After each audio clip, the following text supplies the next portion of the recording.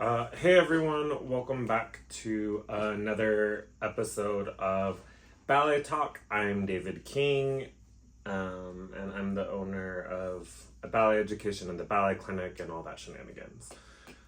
Um, so episode one came out and 2 weeks ago, and it was really great.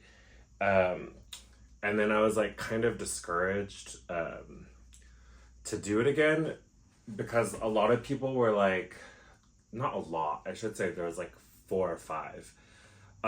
People wrote in basically like talking about how I lost the space that I was in and all of this other stuff. So I guess I wanted to start by like kind of explaining. Like a lot of people were like really upset that like I moved into new spaces so fast. I shouldn't say a lot. Again, I'm sorry. Those five people. So to like walk it back,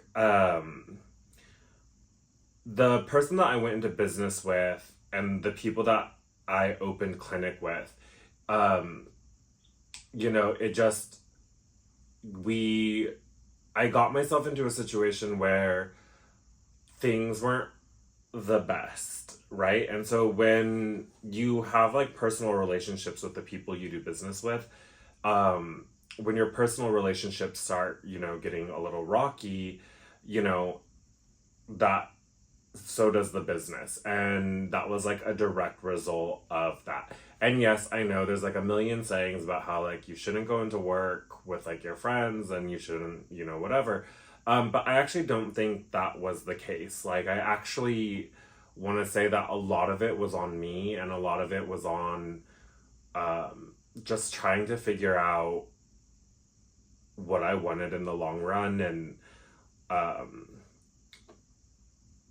I felt like I was teaching a lot, but not necessarily teaching kids, but I was teaching other teachers how to teach, and then they would go off and do their own thing, which is like normal, which is how this business works. Like, unless you're at like a major institution, I think most ballet teachers are going to stay on at a school for like 3 to 5 years, if that, and they're going to move on to either something bigger, something better, something with more pay. And I think that's like super normal and super healthy. But I think like the business aspect of ballet was really weighing down on me, and I was making a lot of choices in my life that weren't necessarily the best. Um, and so to like talk about how I was able to like rebound all of that, first off, when things started going south, I was really, really, really fortunate to have people in my life being able to help support me financially. So that's like number one. Like, and so a lot of people were asking about like the finances. Again, not a lot. But people were asking about the finances. And so I wanted to be really clear. They weren't good.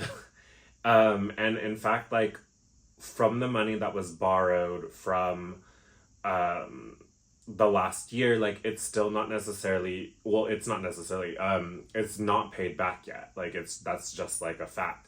I mean, I've made like payments towards it, and luckily they're super understanding, but it's taken a long time to get to these places and to these markers. And I was really lucky that when everything went down, a lot of people, even like former clinic families, kind of stepped in and helped pay for like studio rentals. The studio that we rented from, shout out to them, which is Dance Connection, who just won Dance Studio of the Year at National Dance Honors. They were super, super generous with us and gave it the space at discounted rates, and they were able to adjust their schedule to work with our schedule. And then our schedule got cut quite a bit as well. And then when we were moving into the next space, right, we were actually supposed to move into a pretty big space, and the company that leased to us accidentally sent out two leases. Um, and so we ended up going into this, and it was actually like a really big blessing because the space was double leased. We got a really good deal on a really small space, and a really, really good deal. And I thought that was going to be like the permanent home of clinic. And So I was like already adjusting for this upcoming season schedule to be like, I'm only going to take on 5 kids and I'm only going to privately train and this, that, and the other. But then what happened again, and so a lot of this is about me learning and growing and trying to be flexible with circumstances. Getting married at the time, like everything was going good. And then, so that was on like the second floor of this complex. And so the business underneath us, it wasn't necessarily a noise issue, but the vibrations from jumping were causing their floating ceiling to shake. So we were given notice that like we needed to move or move to a different unit.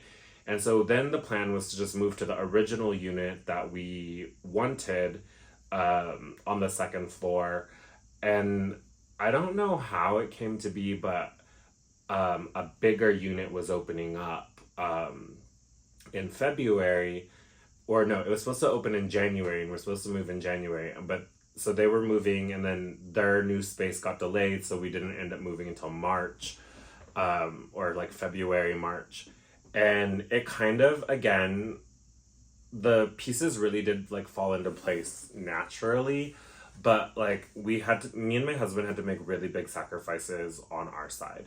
That like a lot of it was, and again, a lot of random things happen. Like we were supposed to get married at a really nice venue, and then, they had plumbing issues like a week before our wedding, and so they gave us all our money back. Like, I don't know if anyone saw pictures from my wedding, but we actually just got married like at the where I live, like on the resort deck.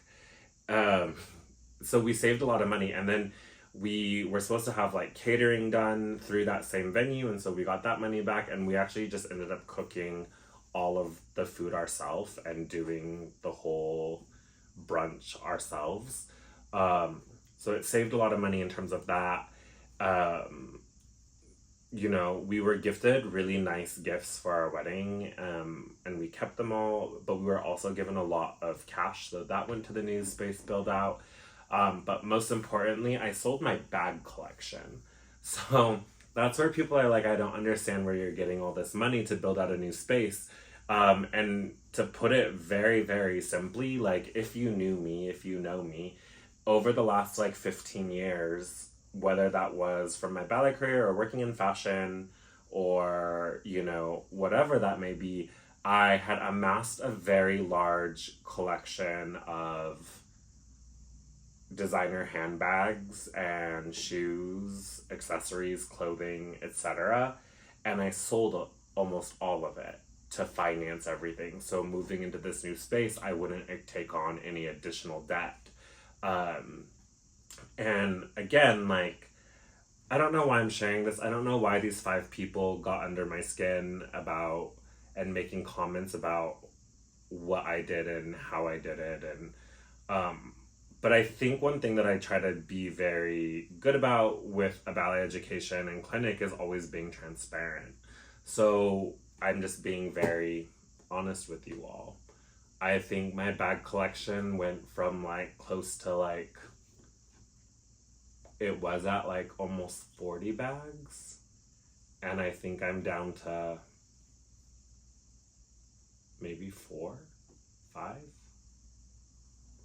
And I also, I will say, like, I kept bags that were really sentimental to me. I know this is really dumb. I don't even know why. But I kept bags that were really sentimental to me. So, someone made a comment that I could, walk around finals with, a Burberry backpack, yet my studio was struggling.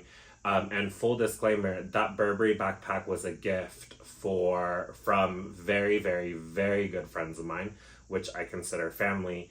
And it was a gift to me from them for, dog sitting for an entire summer. So like, I'm not going to get rid of that because it means so much to me. People were commenting, like in this same comment thread, people were talking about how, at finals, I was able to wear this, that, and whatever. So like, for example, I'm just gonna talk about like my Prada clutch that people had a lot to say about, or someone had brought up. Um, that that clutch is actually over 10 years old, right? And I actually got that clutch for free from working in the fashion industry and styling an accessories photo shoot in which one of, the comps was to keep one of the accessories, and I chose that accessory. And I'm just letting you all know, like, that is not even in my possession anymore. I actually gifted it to someone else, and then because I was going to finals and because there was gala, I did ask if I could borrow it back because I wanted to wear all black. Also because, I've put on like a teeny bit of weight. And so I thought black was slimming. So yeah, there you have it. And truthfully, like, I was really, really lucky and blessed to be surrounded by people. Like, it wasn't a secret that we had lost a bunch of we had lost a few students when we lost the space, and just trying to adjust with that, and then really trying to rebuild a new clientele. And the people who stayed with me, like, God bless their souls, like, were very generous with like time and understanding and communication. And so I just, again, shout out to all of them for their patience and trusting me with their kids' ballet journey. But it was this really long road. And then even moving into this new space, and I only say this is like, when we did the build out and when we did the flooring, right, I did the bare minimums. I mean, everything went into the floor. Like, 100%, everything went into the floor. And the reason why we were able to get mirrors so fast is that on that first space that we had moved into, I had paid for mirrors. And right when they were about to get installed, and not even that, I like was going back and forth, like, do I mirror 2 walls or 1 wall? So I ended up paying for 2 walls of mirrors. And then, I was like going back and forth because, mirrors are permanent, like, it's an investment. And so I was just like going back and forth.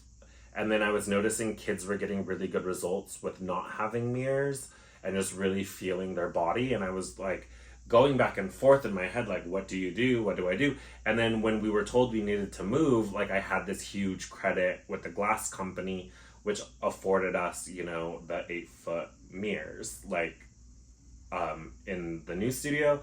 And then when we mirrored the second wall, again, Dance Connection was replacing their mirrors, and one of the panels came off clean, and they were like, do you want it? And I was like, yeah, throw it on up. And that's how we got like the second wall mirrored. So again, like, a lot of this was really just being blessed, being really patient, really understanding. And I think that's like really important in like the ballet clinic, a ballet education journey. And like, people do forget that like I did have a ballet education going on the side, and a ballet education, a lot of the people, when they found out that I lost the studio, even people who didn't go to my school, right, and just followed a ballet education, were very generous. They were very generous. In fact, I was going to list all of the donors, but most of them asked to remain anonymous, but they were extremely generous. And so when all of this is like being said and done, like, people think, oh, you're buying this, or oh, you're buying that, or whatever. Like, I'm really not. Like, I can tell everyone in the universe that I haven't been shopping in like a year and a half. In fact, I can even tell you that what I wore to my wedding, I already had. So people were all like, blah, blah, blah, blah, right? Like, so if you saw me at finals like 3 or 4 years ago, I was wearing the same pink linen suit. Like, I already had it in my closet. Like, it was already good to go. Like, high five.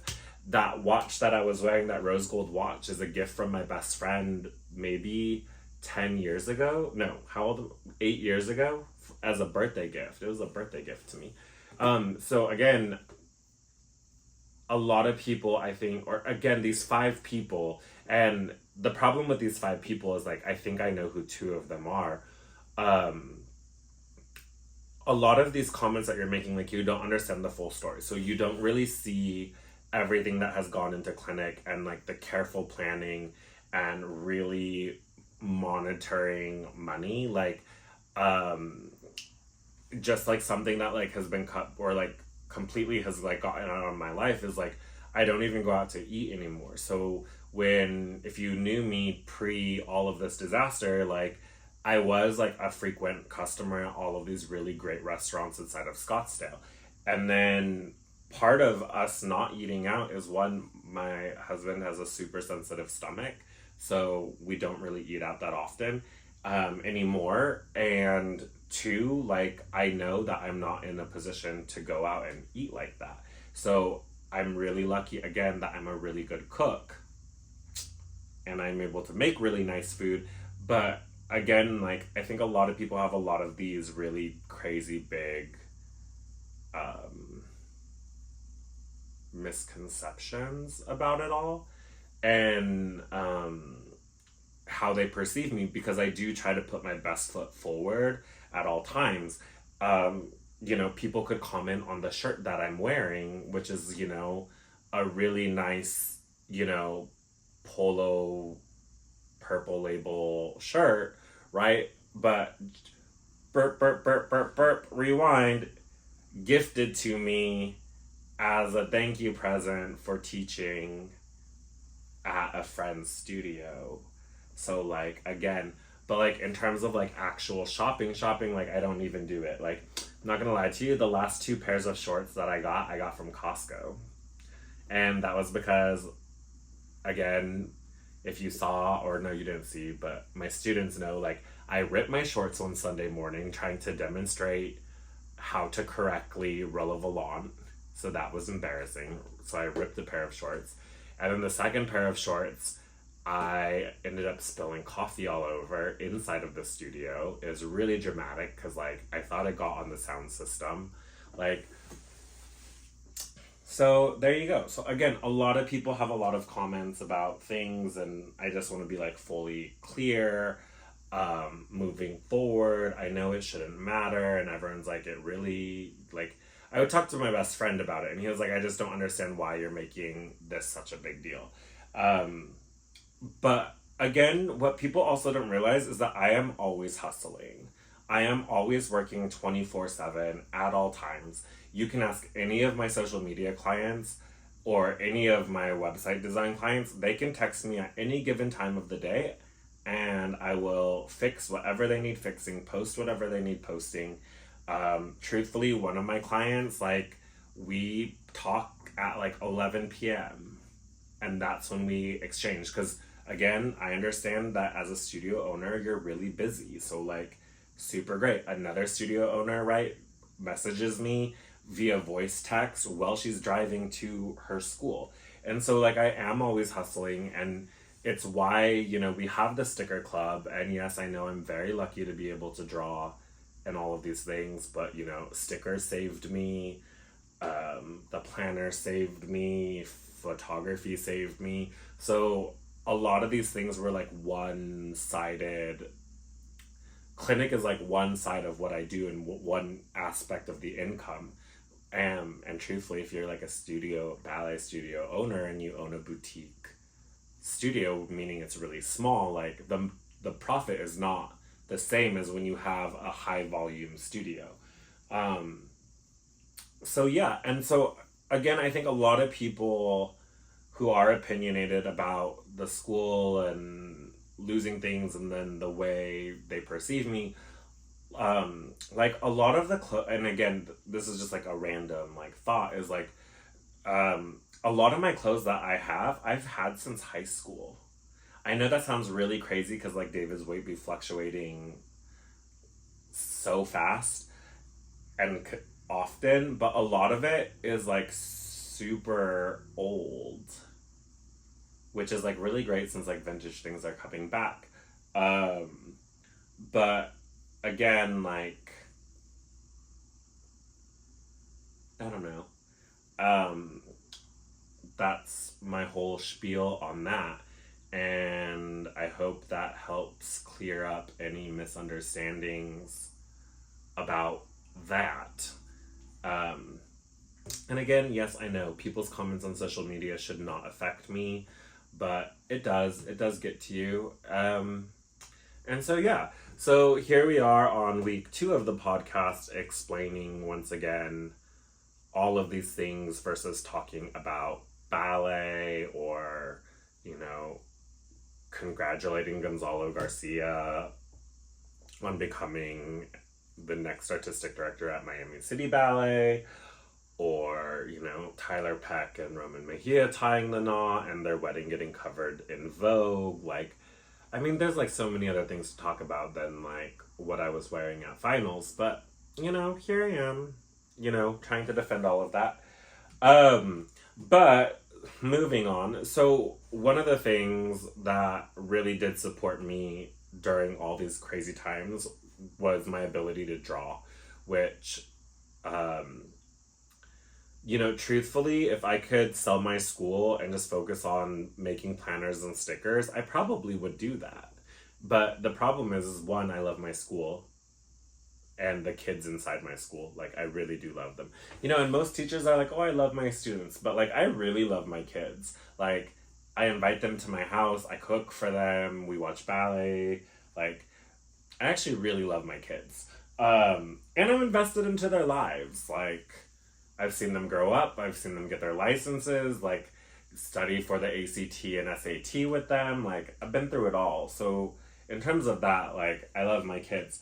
But I'm going to show you all, like, really, like, what has saved me as a business owner, and creating a passive revenue income. So this is, like, just one example. So I've always had coloring books and things like that on Etsy or even, like, Redbubble, things that would generate passive income for me.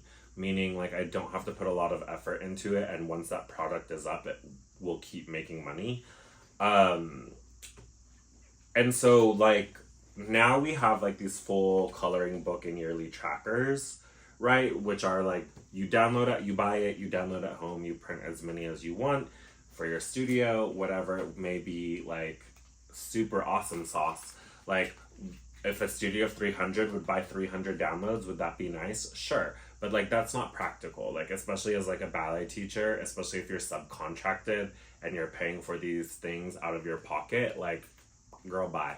Like, if I was teaching at another school, it would be very hard for me to invest financially into someone else's kids. But, like, these planners, right, that I designed are really great in terms of the passive revenue because I designed them once and then I switch out all of the artwork to create multiple, like Giselle, Sleeping Beauty, you know, I just printed Corsair and Don Q. So again, like, but I mean, they are really cute, right? Like, they're coloring books and planners, and there's a page to write down your corrections, which I think is really important, but neither here nor there. So again, just showing you all, like, it's not like I'm just, like, sitting out in the world waiting for a free handout. I mean, would that be nice? Sure. Is that realistic? Absolutely not. 100% absolutely not. Okay, so I guess this is going to conclude episode 2. I guess it will just be a continuation of episode 1. If you have ballet questions, feel free to email them in to media@aballeteducation.com, and I'll try to answer them and explain them. And yeah, thanks for tuning in and watching. Have a good day.